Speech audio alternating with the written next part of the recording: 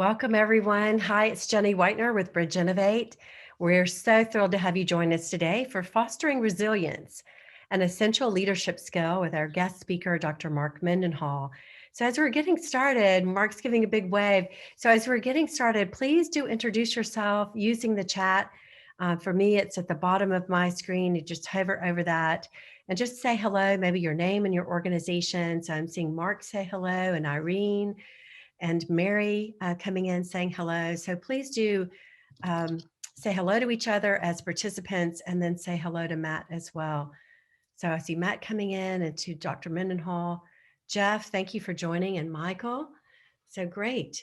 So welcome. I would encourage you today to, as you engage with Dr. Mendenhall and this really exciting topic as leaders, to talk with each other on the chat as you're hearing his comments and being inspired by him. So continue to use the chat as we go along. So let's continue on. Welcome to Bridge Innovate's series. Bridge Innovate is, this is our second year of hosting our Inspire series, where we invite leaders from across sector of academics and business to share their inspirational stories and insights with you, our community. Bridge Innovate is committed to fostering innovative leadership for growth and good, and this is just a part of our mission. So thank you for being with us today. So let's continue on. Today at Bridge Innovate, one of the things that I try hard to do is to make sure that people know what we stand for in this sort of crazy culture that we're in.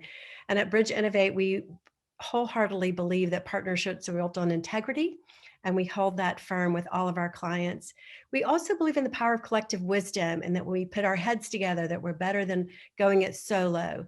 We believe in human-centered design, hearing from the customer, hearing from our employees, and designing things that are aligned to the empathetic perspective of working with others.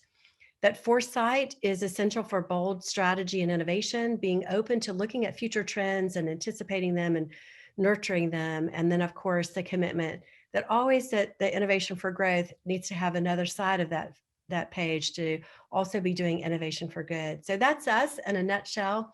And so welcome to our community today. We're excited to introduce to you Dr. Mark Mendenhall. Dr. Mendenhall is a great friend of mine and also an inspirational speaker. Dr. Mendenhall holds the J. Burton Frierson Chair of Excellence in Business Leadership at the University of Tennessee here in Chattanooga. He is a global scholar and internationally renowned. He's taught at many universities all over the world, including the University of Vienna, the University of Reykjavik, and many times I hear him tell stories about some of his adventures there, and I wish I were along with him as a student.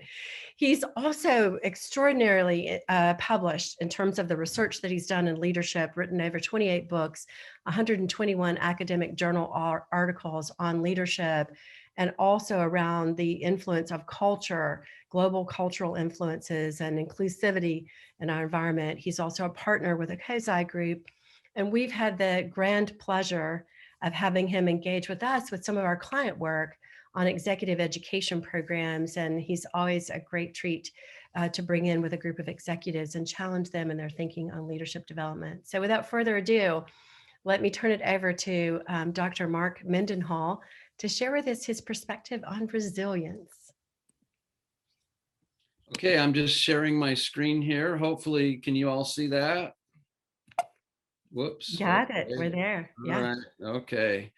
All right. So, in the old days, people used to just kind of gather around the radio, and you notice they're not taking notes. They're not trying to write down what the speaker's saying or what's happening in the radio drama. They're just kind of soaking it in and thinking about it.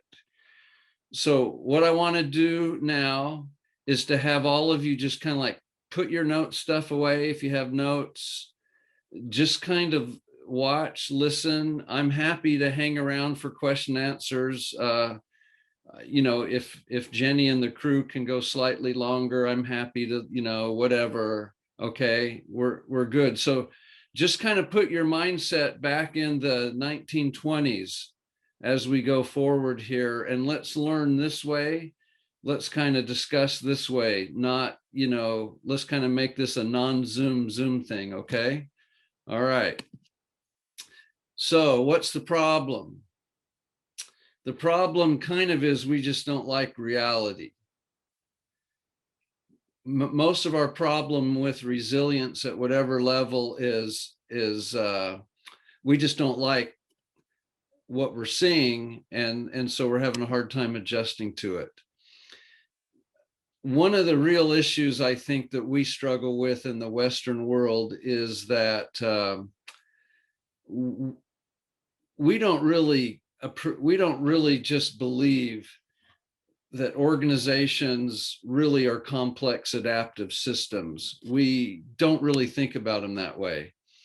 Harry Lane, a good friend of mine, has basically, we were just corresponding about a month ago. And this, I'm not going to read this, but you just take a look at that. That's kind of how he thinks we should be looking at what organizations are. We don't tend to see them this way, or in the environment. We don't like to look at them this way. What we are, how we've been trained to look at organizations, and how we prefer to look at them is sort of like a mechanistic system, like a clock, where, if we just keep all the cogs and all the little things in working order, that we can make the team or the organization just work exactly how we want it to. And if there's a problem, we just go in and fix that one little thing, and then it will go back into nice working order, and everything will be fine. The trouble is, organizations are nonlinear systems, and they don't work like a clock. You poke them in one area, and that can reverberate throughout all kinds of other areas. And essentially, we live in organizations that are more like the weather than they are like a clock. And because of that, when we can't predict what's going to happen in them all the time, and that gives us a sense of losing our sense of control, both at the individual managerial level, at the team level, at organizational levels. We stress out, we try to exert control in the situation, which oftentimes is the exact wrong thing to do. And we wind up making poor decisions, which exacerbates the situation. And because of that, especially in situations like we've been in for the past year, but even in other situations in the past, we all of a sudden say, oh, we have a problem with resilience. I need to be more resilient. And that's an issue, right? But part of the problem is, and maybe the problem is, we're not looking at the reality we work in and live in correctly. And we're trying to deal with it from just a mindset that's inaccurate. So resilience, is crucial when we're in the throes of nonlinear complexity, like we've been in. I've been talking with some of the folks in our executive education program at UTC that I teach in, and asked them about this. I said, hey, I'm teaching this webinar. What are your thoughts? And they said that what some of the comments are, we are observing exhaustion at the leadership levels in our organization. Our control systems are out of whack because of, COVID and the changes they've had to make. Just looking at my notes, some people have been poised better to respond in terms of just their personality, if they like to work better at home. Many of the organizations here have faced, all kinds of new shifts and then you add the tornado that we had on top of that. It's some people said that it's caused managers to have more empathy, but they're not used to having empathy, and so that stresses them out. And one individual said, our corporate culture core values have just been tested to the max. So resilience, we hear that word a lot. If you Google HBR, Harvard Business Review, and resilience, you're going to see lots of HBR blog posts about resilience. And, there's some good ones. But that kind of leads us to the next question, right? What is resilience? Generally, it's the ability to withstand, recover from, and adapt to periodic shocks and major disruptions. And I'm not going to read the rest of that. You can take a look at it. This is the definition from the Global Resilience Institute at Northeastern University. And most experts would agree that, this is basically what we mean by resilience, especially the part highlighted in red. So if that's what resilience is, how do we get it? How do we develop it? How do we have it more strongly?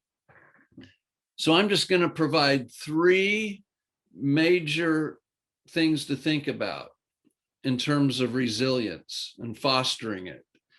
And what I'm going to do is just share these with you briefly, and then maybe we can kind of go into a Q&A, or maybe, more of a discussion. But here's my thinking. If you can be if you can do these 3 things, even though maybe there's 20 things, if these 3 things were in place, I think you're going to be in a state of resilience, both at the individual, team, and organizational level. So let me just share some of those thoughts.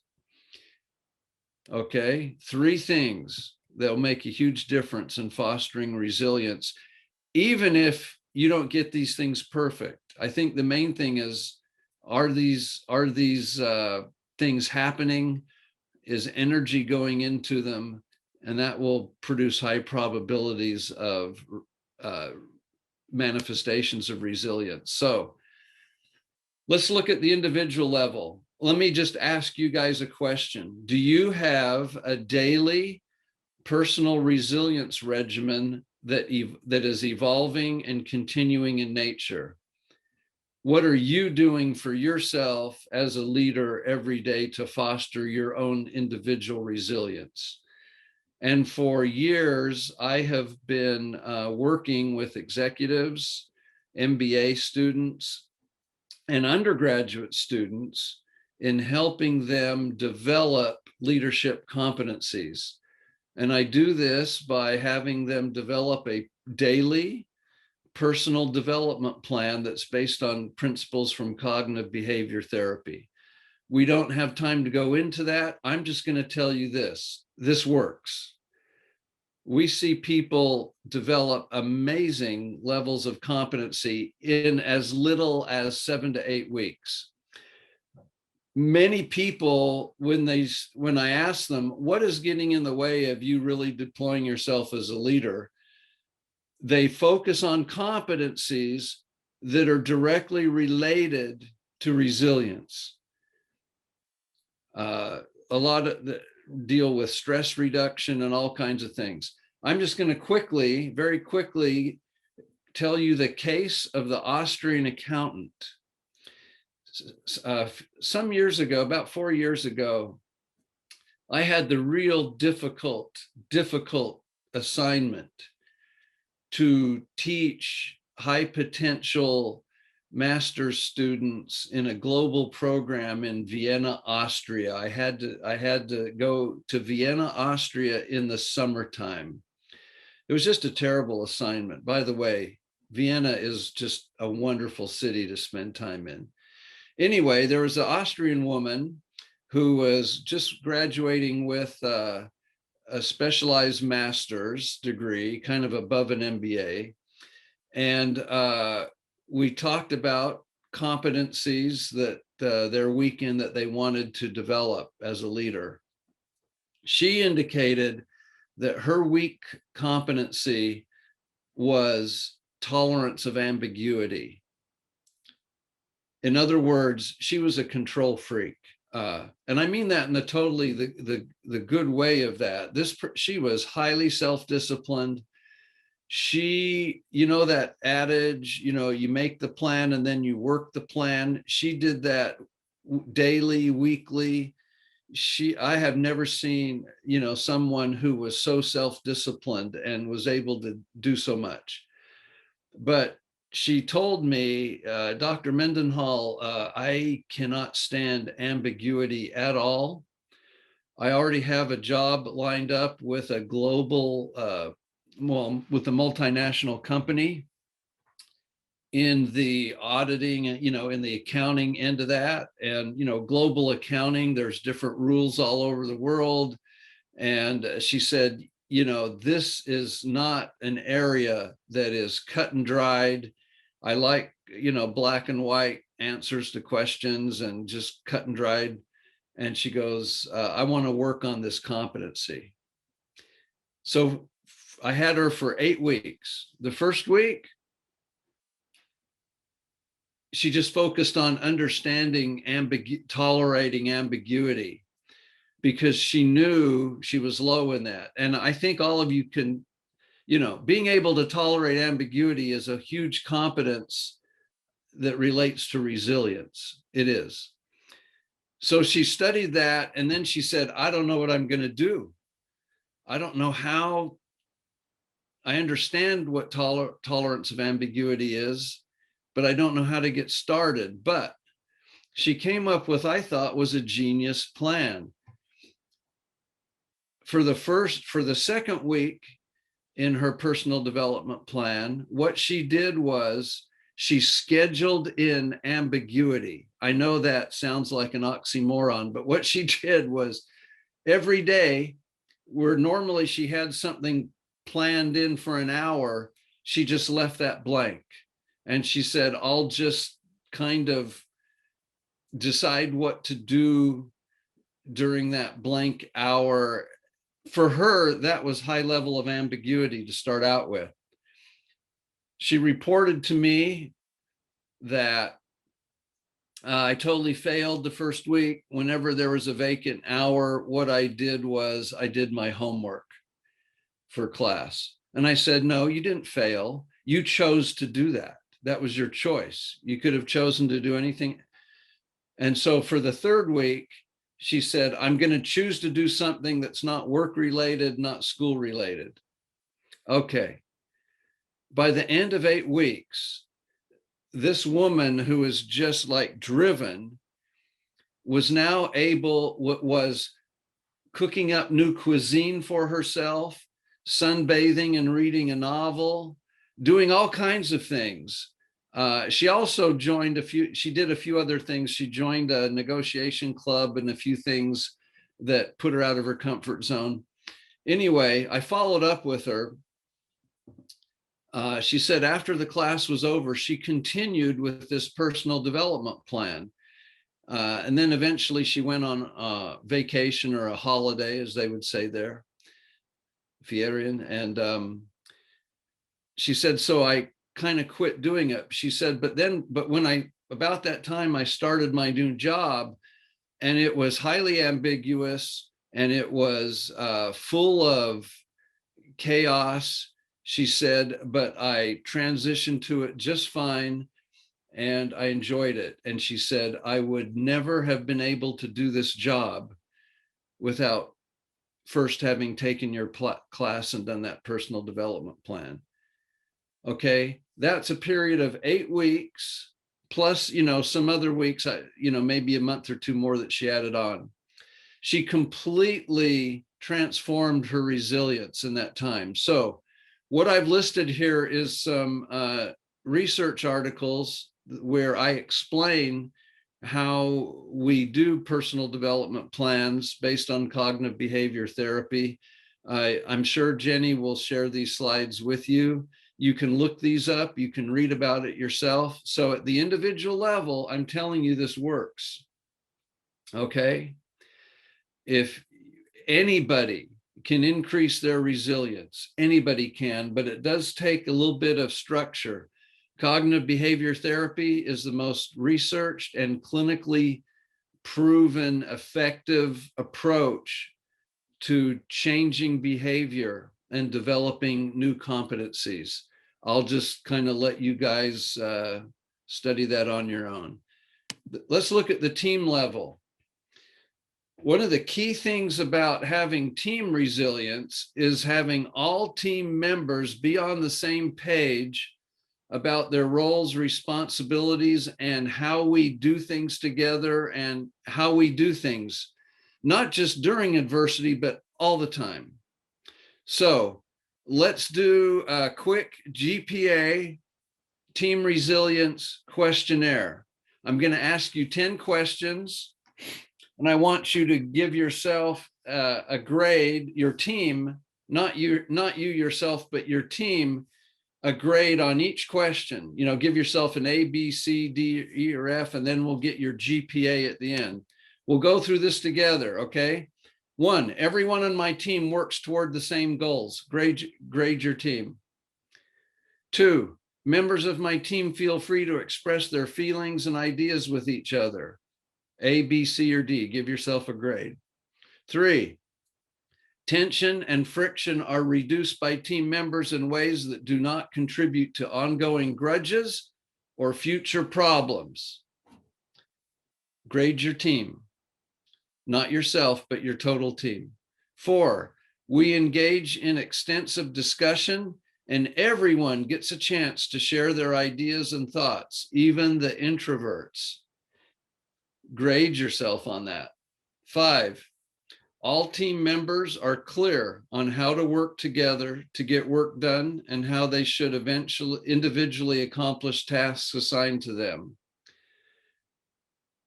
Grade your team on that clarity, okay? So just pause, take a quick look at the questions.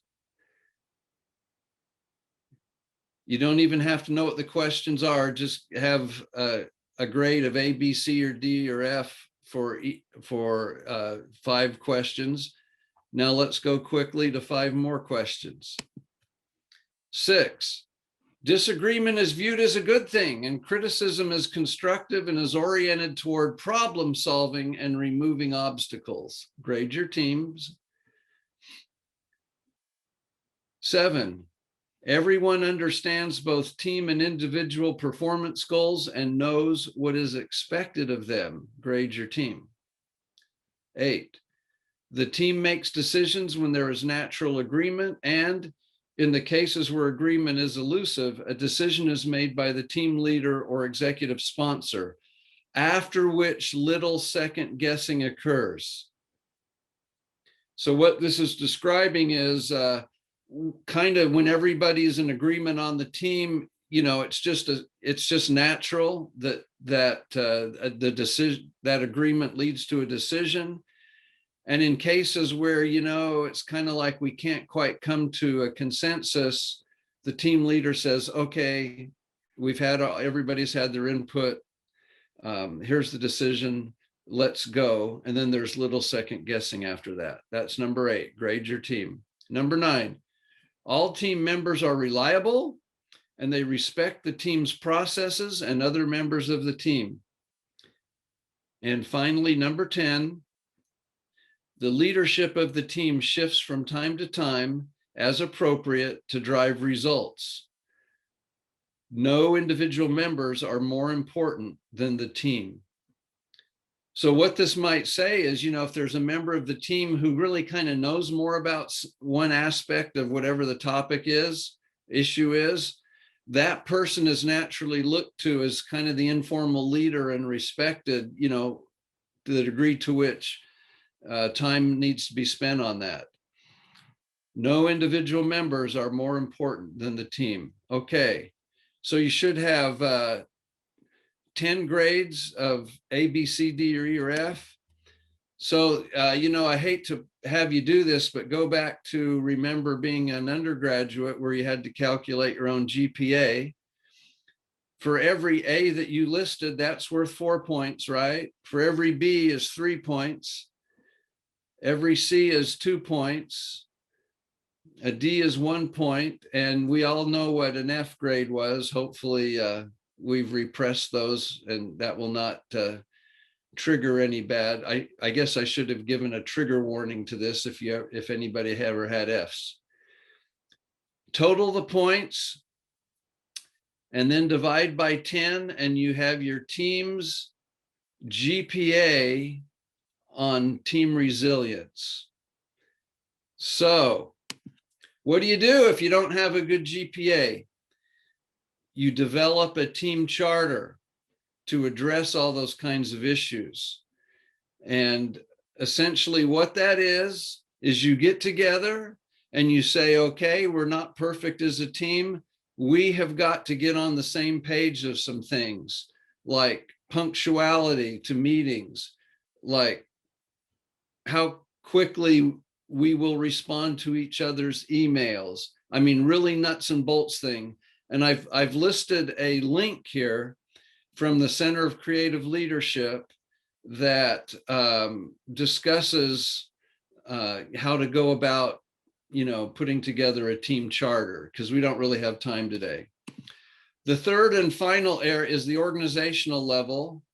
And Peter Drucker has been attributed to say, although some people don't really think he ever said this, it's uncertain, where this really came from, but it's commonly attributed to Peter Drucker, the post-World War II, if you will, father of management. He said, culture eats strategy for breakfast. I'll just say culture eats all kinds of good, well-intentioned organizational initiatives for breakfast. You could grade your organization's culture on this if you want to. Is your culture one that rewards and is friendly towards improvisation, innovation, question asking, respecting data, and bottom-up recommendations? Or is it highly bureaucratic, ego-driven at the top and middle, and rigid in its controls? If it's the latter, that is going to damper individual and it's going to damper team resilience levels. Culture impacts us. And generally what I tell people, MBAs, etc., is if you're working for a company where the culture is just doesn't fit you, is really stressing you out, is giving you some ethical worries, or is just just a situation where innovation can't happen and that's important to you, I just say start looking for another job, because the culture is not going to change and you're not going to change it. Culture is powerful. It's there. It has evolved. It's sunk its roots deep in. And one of the reasons there's a lot of low levels of resilience going on in companies, in 2020, is leaders at the highest level have not been able to adjust their cultures to be more in this first question that is on the slide. So we're at noon. And so I've gone beyond a little bit the question and answers, but if people have a little extra time and want to hang around, I'm very happy to do that. And so I'm going to stop sharing the screen and hope there was just a little bit of food for thought there for everybody. Okay. That was great. I'm seeing in the chat, Dr. Mendenhall, thank you. And this has really been beneficial. And so I would just say to people, Dr. Mendenhall was gracious enough to say that he could stick around if you guys want to post some questions in the chat. He'll be happy to stay and answer them. So feel free to do that right now, to go ahead and post questions in the chat. If you do have to leave, thank you for joining us today. We do have more inspirational webinars coming up and some executive education programs as well at bridgeinnovate.com. You can check those out.